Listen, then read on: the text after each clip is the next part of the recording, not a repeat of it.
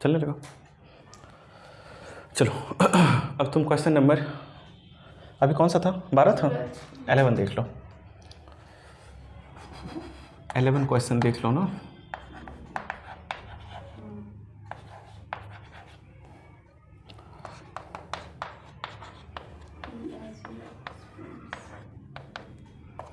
बताओ 11 नंबर।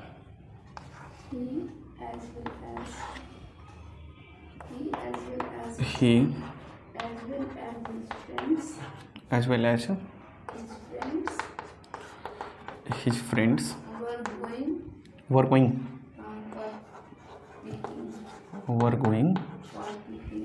क्या चीज़ for picking इतना ही है। चलो बस वही है, 1 by 1 सारे वर्ड का है तो पार्सिंग कर लो या नहीं तो ग्रामर देख लो, चीज़ें ख़त्म हो जाएगी। ये वाला थ्योरी तुमको शायद पढ़ाया भी था, याद होगा आई थिंक, याद है? सब्जेक्ट और एग्रीमेंट में पढ़ाया था। In addition to, as well as, together with, along with पढ़ाया था। देखो ऐसे अगर नहीं भी याद है तो कोई बहुत बड़ी बात नहीं है। सबसे पहले वर्ब देख लो, वर्ब कहाँ है? वर्ब क्या लगा हुआ है? वर गोइंग, एक साथ दोनों बोलनी है और क्लियर हो गया ना। वर्ब का चौथा फॉर्म है अपने आप में। अब वर्ब का चौथा फॉर्म अपने आप में वर्ब होता नहीं है तो इसके साथ क्या कंसीडर करते हो? ऑक्सिलरी वर्ब, ठीक है। तो ओवरऑल मिला के वर्ब हो गया। अब वो अगर तुम्हें वर्ब दिखा तो उस वर्ब का क्या ढूंढोगे? सब्जेक्ट ना, सब्जेक्ट देख के दोनों का एग्रीमेंट चेक कर लोगे, ठीक है। अब ध्यान से देख लो, चीज़ें क्लियर है। अब मान लो कि इसके बारे में अगर तुम्हें नहीं पता है, 3-4 थ्योरी शायद पढ़ाया था, ये पढ़ाया था with, along with, together with,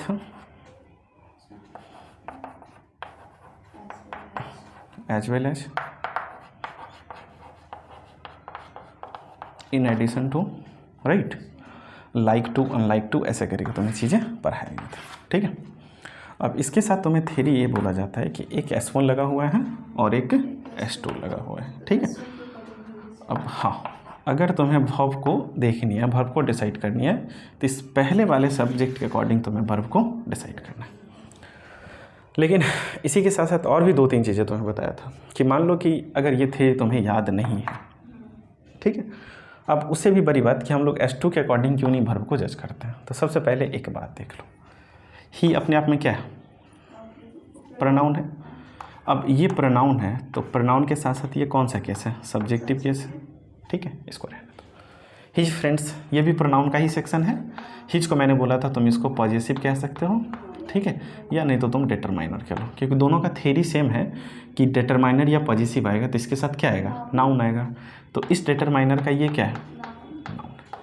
अब तुम अपने पार्ट्स ऑफ स्पीच में देख लो कि जितने भी पार्ट्स ऑफ स्पीच है, बाकायदा तो तुम्हें बुक्स में 8 दिया हुआ है लेकिन मैंने तुम्हें 10 पढ़ाया हुआ है, ठीक है। कि ओवरऑल अगर 10 पार्ट्स में से अगर देखोगे तो तुम्हारे पास सबका सेक्शन बटा हुआ है।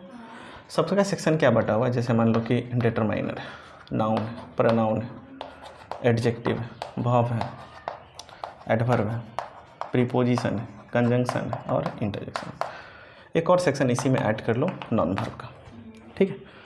तो इसमें तुम्हें ये बताया गया था कि या जो भी पार्ट्स ऑफ स्पीच दिया हुआ है सबका अपना अपना सेक्शन बटा हुआ है। अगर तुम्हें सेंटेंस में सब्जेक्ट या ऑब्जेक्ट अगर यूज़ करनी है तो तुम्हारे सेंटेंस, हाँ, पार्ट्स ऑफ स्पीच का कौन सा पार्ट आएगा? नाउन या प्रोनाउन आएगा। अगर तुम्हें किसी की क्वालिटी बतानी या क्वालिफायर है तो एक एडजेक्टिव और एक एडवर्ब है। वर्ब और नॉन वर्ब का चीज़ें तुम्हें पता है, एक्शन, ठीक है। दूसरी बात, प्रीपोजिशन और कंजंक्शन का काम क्या होता है? जोड़ने का।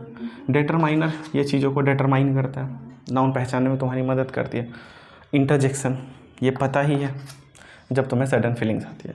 और ओवरऑल यही ओवरऑल मिल के पूरे 10 पार्ट्स मिल के एक सेंटेंस का फॉर्मेट तैयार करता है, ठीक है।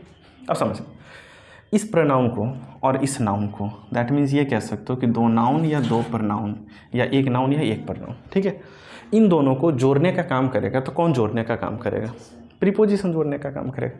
और तुम्हें पता भी है कि अगर तुम्हें वर्ड्स को जोड़नी है तो तुम किसका यूज़ करोगे, प्रीपोजिशन का, और अगर तुम्हें सेंटेंस को जोड़नी है कंजंक्शन का यूज़ करोगे। अब इन दोनों वर्ड्स को अगर तुम जोड़ोगे तो ये किस चीज़ का काम करेगा, प्रीपोजिशन का। ये यहाँ से प्रीपोजिशन समझ में आ गया। अब थ्योरी देख लो, जैसे विथ हो गया, अलॉन्ग विथ हुई, सारे के सारे प्रीपोजिशन है। अब ये प्रीपोजिशन हुआ तो ये S1 या S2, दैट मीन्स कि ये सब्जेक्ट 1 और ये सब्जेक्ट 2। अब ये कोई भी सब्जेक्ट आएगा तो चीज़ें तो क्लियर है, या तो नाउन आएगा या नहीं तो प्रोनाउन आएगा। और ये भी जो S2 है तो ये भी या तो नाउन आएगा या नहीं तो प्रोनाउन आएगा। अब दो नाउन या प्रोनाउन को जोड़ेगा कौन, प्रीपोजिशन। थ्योरी तुम्हें पता है कि प्रीपोजिशन के बाद आने वाला नाउन या प्रोनाउन किस चीज़ का काम करेगा, ऑब्जेक्ट का। ये चीज़ क्लियर। और अगर ये ऑब्जेक्ट का काम करा तो एक बात है और पता है, object can never be subject, ये पता है तो पहले से। अब समझना, ये प्रीपोजिशन हो गया था, ये नाउन किस चीज़ का काम करा, ऑब्जेक्ट का। अब इस वर्ब का सब्जेक्ट कौन बचा, ही बचा। दोनों का एग्रीमेंट चेक कर लो, ही सिंगुलर या प्लूरल, सिंगुलर हो गया। अगर ही सिंगुलर हुआ तो वर्ब की जगह पे क्या हो जाएगा, इट्स सो सिंपल। फॉर अपने आप में प्रीपोजिशन है, इसके बाद या तो नाउन प्रोनाउन या वर्ब का चौथा फॉर्म, और ये किस चीज़ का काम करेगा, ऑब्जेक्ट का। देख लो IBPS 2020 का क्वेश्चन, ठीक है, समझ आ गई।